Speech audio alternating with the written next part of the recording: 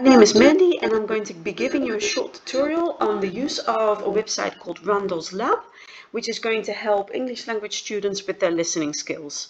I think it's a great website because it will give you a little bit for everyone. It gives you easy listening activities right through to academic.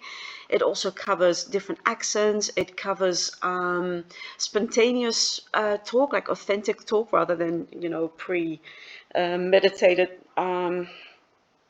conversations. So yes, I think it's really good. So type in Randall's Lab into Google and we're going to go navigate to the website. Randall's ESL Cyber Listening Lab, that's the one that you want. Okay, so we're at the home page here. So basically if you go to listening activities, it will give you all the different levels, easy, intermediate, difficult, academic, and so onwards. But we'll just go through a couple of them and I explain to you how it works. So for example, the first one that we're going to go to is easy. We're just going to go and click on easy. Scroll down a little bit. Okay, so the good thing about this is that it lets you choose from whatever subject you're interested in. So say for example, we're a beginner in English, we're just learning the language, so we just want to start very, very nice and easy. We're just going to pick a fun one, which could be a fun day, for example. So we click on that one, and again, scroll down a little bit. So here it will just give you a brief explanation of what the exercise is about. It gives you the level, it gives you the topic, it tells you who's going to be speaking during the recording, and it will also tell you the duration of the recording, which is really handy. The pre-listening exercise is really good for the students to actually have a read of so that they can kind of like prepare themselves to what the conversation is going to be about, and it will start that whole thought process for them, which I think is really handy. The other good thing about these exercises is that it does give you a bit of an explanation of the idioms used in the recording, because we take them all for granted, but for someone who's just starting to learn to speak English and to listen to English, there's a lot of sayings in the English language that would just make totally no sense. So it's really good to have that explanation in there. So essentially what you're going to do next, what the student's going to do next, is going to click on this recording, and while it's recording, you don't have to wait for the recording to be finished. You can actually just straight away start choosing the answers. And then at the end of those questions, it will give you feedback straight away and let the student know how it's gone for them, basically, which I think is really, really helpful as well. So if you go back to listening activities up here, you could go through all the different ones. It speaks for itself. The intermediate one is for the student who is a little bit more proficient and difficult, even more so. The academic listening one is a really good one as well, because I find that it actually gives a little bit more difficult subject, so to speak, and the listening skill required is a little bit more intense. We'll go to this one, for example. It's split up in different difficulty levels, even in this particular part, so that's really good. Intermediate, difficult, and very difficult. So for example, we'll go to a greener world, and again, if we scroll down, then it will give you a bit of an overview of the recording, so how difficult it is, what the topic is going to be about, who's going to be speaking, and as you can see, the length is a lot longer than the 40-second first recording that we did in the easy section, because obviously with 3.5 minutes or almost 4 minutes, a lot more intense listening skills are required, obviously. And the pre-listening exercise will give you a bit of an idea of what the topic is going to be about, and as you can tell, it's just a lot more intense than the previous subjects that we have looked at, and that's because it's an academic listening skill that's required. The intensity of the subject is just going to be a lot more in-depth. Again, a bit of an explanation on the idioms, which is really, really handy. Again, you listen to the recording. At the end of the recording, or even while it's recording, you can start answering these questions down here. You just click on the correct answer, and then at the end of those questions, again, it will give you instant feedback on how the student has been going.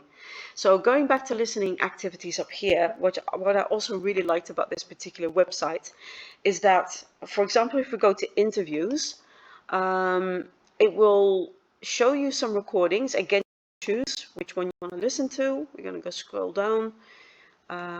Before I get to that part, it's actually really quite good as well to maybe have a look at some of these answers with this guy Randall, who's actually created this website and this whole program, why he picked certain topics for the interviews, and how long and what level of difficulty and how they're organized. It's just a little bit helpful to have a bit of background information on that as well.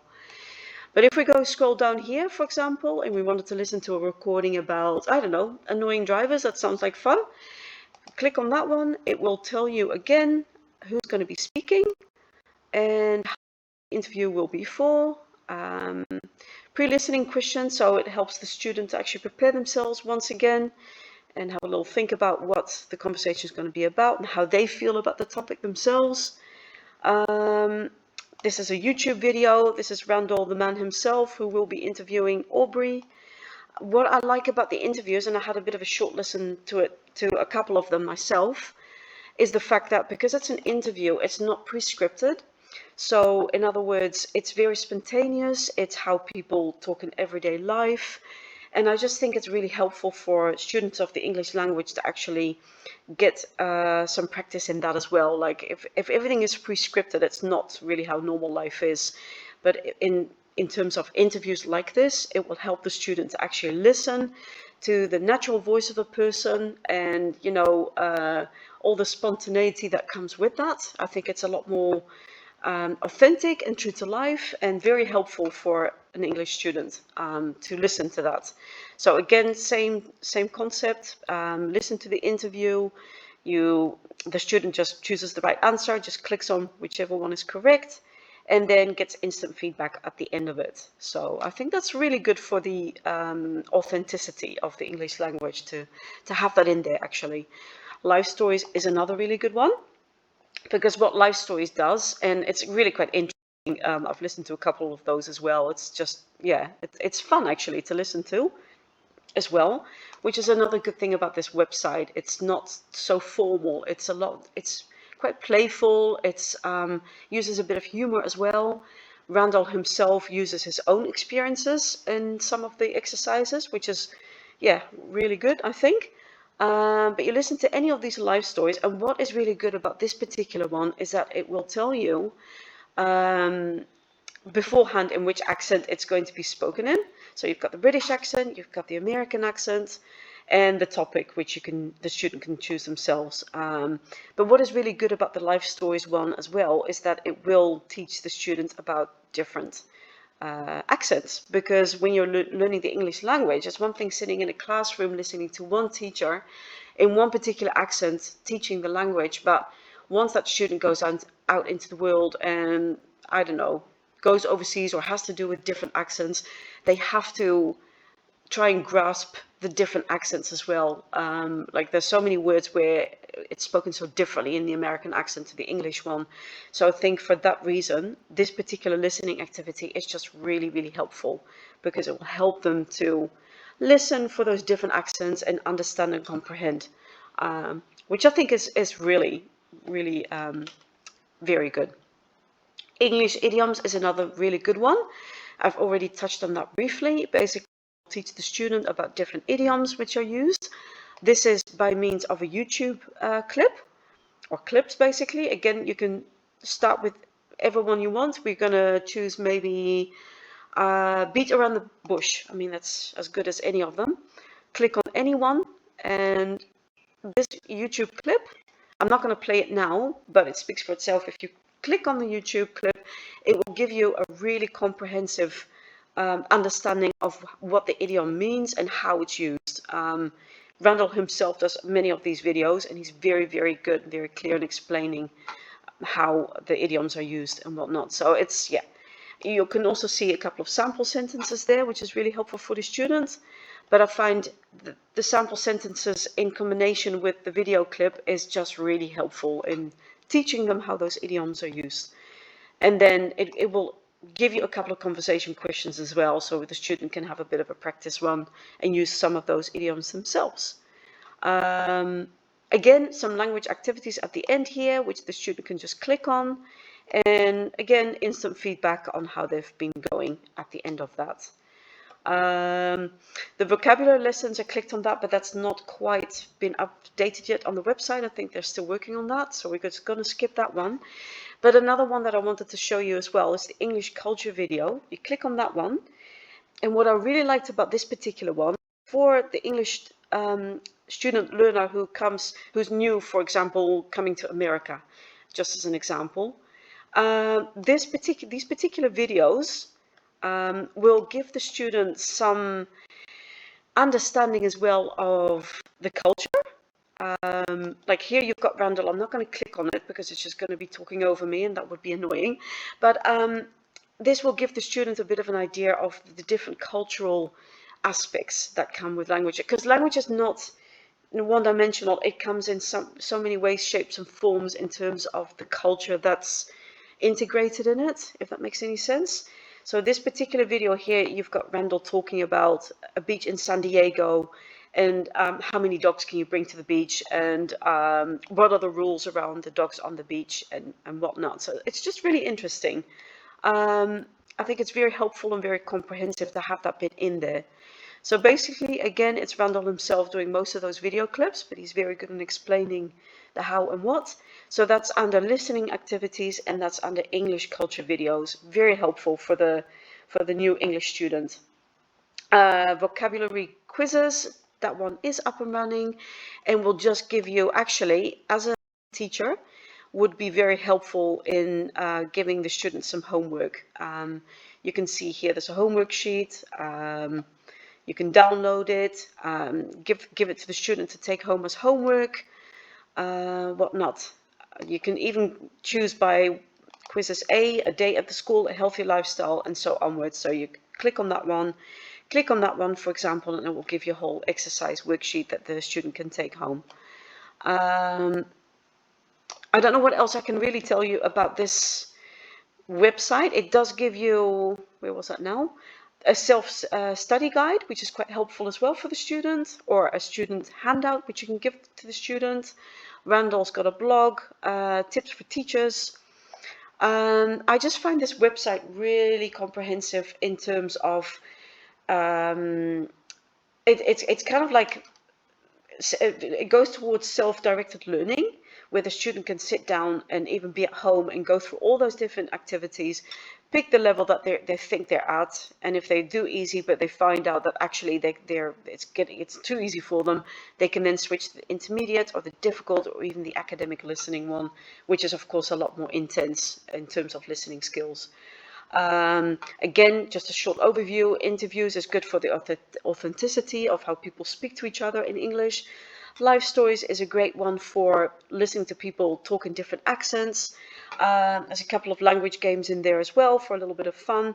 It's a very informal way, a very helpful way for students to practice their listening skills all in all. And I think it's good for self-directed learning, but you could also use this in the classroom very easily in combination with your own teaching. I'm thinking once I become a teacher myself and I'm in front of the classroom, there will be times when we are actually, touching on the listening skill set, obviously, where I will actually just maybe even put this website on a projector so that we start doing it together, sort of thing, and navigate the website, show students how it's done, go through a couple of exercises together, maybe even listening to one of the YouTube videos on there.